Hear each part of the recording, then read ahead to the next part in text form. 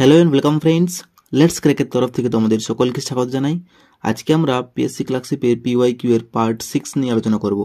যদি কারো আগের পার্টগুলি না দেখা থাকে তাহলে অবশ্যই দেখে নিও। চলো স্টার্ট করা যাক। আজকের পার্টে আমরা যে অঙ্কগুলি নিয়েছি সেই অঙ্কগুলির সেম অঙ্ক কিন্তু আমাদের পরীক্ষাতে আমরা দেখতে পাবো। তো এই অঙ্কগুলি যদি আমরা পরীক্ষার হলে খুব কম সময়ে কীভাবে করা যায় তার যদি মেথডটি বা ট্রিকটি অ্যাপ্লাই করতে পারি তাহলে কিন্তু আমাদের অনেকটাই ভালো স্কোর করা যাবে। তো এই অঙ্কগুলি আমরা কয়েক সেকেন্ডে কীভাবে করবো তা আজকের এই ভিডিওতে দেখে নেব। চলো স্টার্ট করা যাক। দেখো ফার্স্ট কোয়েশ্চেন, দুইজন শ্রমিকের দৈনিক মজুরির অনুপাত 4:3 এবং তাদের একজন অপরজনের চেয়ে 9 টাকা বেশি পায়, তাহলে প্রথম শ্রমিকের দৈনিক মজুরি কত? খুব সিম্পল, কয়েক সেকেন্ডে হবে।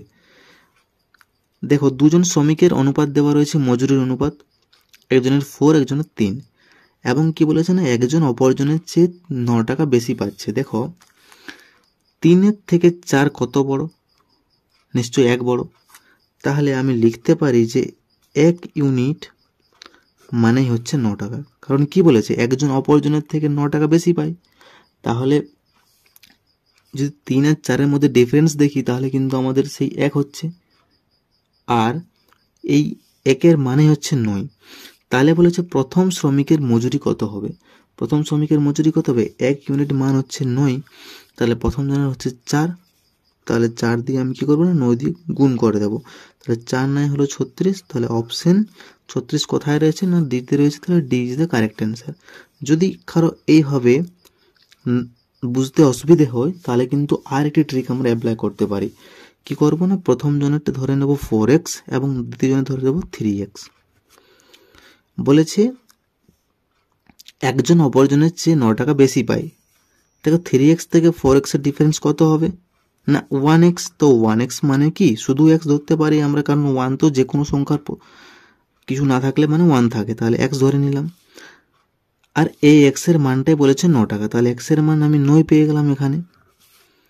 তাহলে x এর মান যদি আমি 9 পাই তাহলে এখানে কত রয়েছে? প্রথম জন বলেছে, প্রথম শ্রমিক বলেছে, তাহলে এখানে হলো 9x, তাহলে 4x, তাহলে 4 ইন্টু 9, তাহলে 9 4 হলো 36। এইভাবে কিন্তু আমাদের অঙ্কটি করা যাবে। চলো পরের কোয়েশ্চনে চলে যাই। 1 মিনিট 48 সেকেন্ড 1 ঘন্টার কত শতাংশ? বলছে 1 মিনিট 48 সেকেন্ড 1 ঘন্টার কত শতাংশ? দেখো এটি কিন্তু আমাদের সেকেন্ডে রয়েছে, তাহলে পুরো সংখ্যাটাই কিন্তু আমাদের সেকেন্ডে কনভার্ট করতে হবে।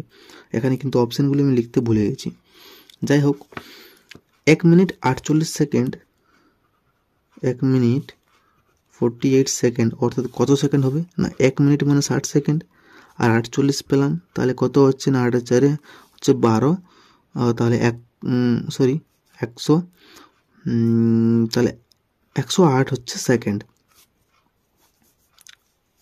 এরপর 1 ঘন্টা রয়েছে, 1 ঘন্টা মানে কত সেকেন্ড?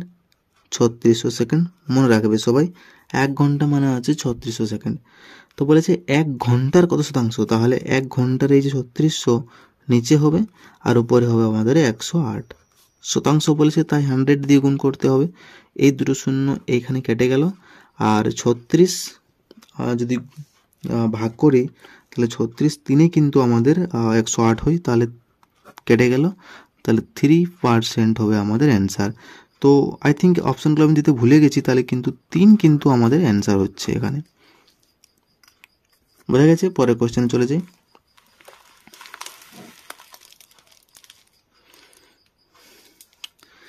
একটি 75 মিটার ট্রেন যদি 150 মিটার লম্বা প্ল্যাটফর্ম 10 সেকেন্ডে অতিক্রম করে তাহলে ট্রেনের গতিবেগ কত? দেখো খুব ইম্পর্টেন্ট একটি টাইপ। এখানে ট্রেনের দৈর্ঘ্য দেওয়া রয়েছে এবং এত মিটার একটা প্ল্যাটফর্ম রয়েছে। তো যখন ট্রেনের দৈর্ঘ্য এবং প্ল্যাটফর্মের দৈর্ঘ্য দেওয়া থাকবে তখন আমরা ডিস্টেন্সটা কী করবো না দুটোই যোগ করে দেবো। তাহলে 75-এর সাথে আমি কী করবো না 150 আমি যোগ করে দেবো। তাহলে কত হলো এখানে 225 মিটার কি হচ্ছে টোটাল ডিস্টেন্সটা হচ্ছে। 10 সেকেন্ডে অতিক্রম করে, তাহলে এখান থেকে কী পেলাম আমি টাইমটা পেলাম। টাইম কত পেলাম না 10 সেকেন্ড পেলাম। তাহলে এখানে কি বের করতে হচ্ছে আমাদের?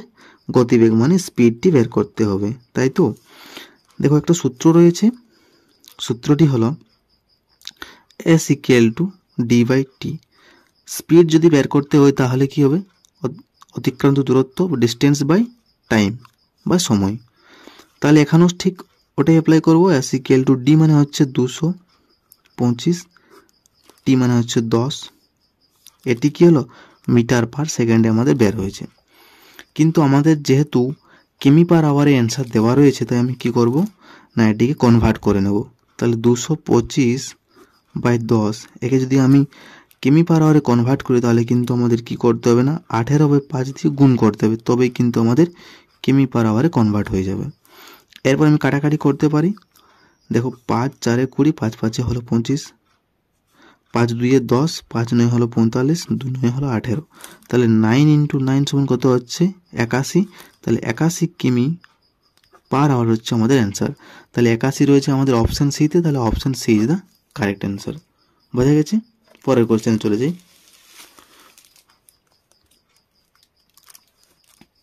দেখো 4 নম্বর কোশ্চেন, একটি বই 50 টাকায় কিনে 40 টাকায় বিক্রি করলে শতকরা ক্ষতির পরিমাণ কত? তাহলে কি করছে না বইটি ক্রয় করছে 50 টাকায় এবং 40 টাকায় বিক্রি করে দিচ্ছে, তাহলে তার লস কত হচ্ছে? লস নিশ্চয়ই 50 - 40, 10 টাকার লস হচ্ছে না। বলছে শতকরা ক্ষতির পরিমাণ কত, শতকরা কত লস হয়েছে। তো শতকরা যখনই বলবে সূত্রটি লিখে নিই, শতকরা ক্ষতি ইকুয়াল টু হচ্ছে মোট ক্ষতি বাই ক্রয় মূল্য ইন্টু 100। এটি কিন্তু আমাদের জানতে হবে।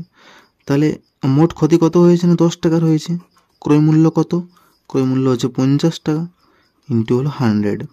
তাহলে যদি কাটাকাটি করি তাহলে 0 0 কেটে গেল, 5 দিয়ে 100 করি তাহলে 5 20 হলো 100, তাহলে 20% হলো আমাদের অ্যান্সার। বোঝা গেছে? তাহলে আজ এ পর্যন্তই। আশা করি তোমাদের বোঝাতে পারলাম। খুব শীঘ্রই নেক্সট পার্ট নিয়ে আসছি, তো দিন সঙ্গে থাকুন এবং ভিডিওটি ভালো লাগলে অবশ্যই like, comment, share and subscribe করুন এবং পাশে থাকা বেল আইকনটি ক্লিক করুন। So take care, keep growing and stay motivated.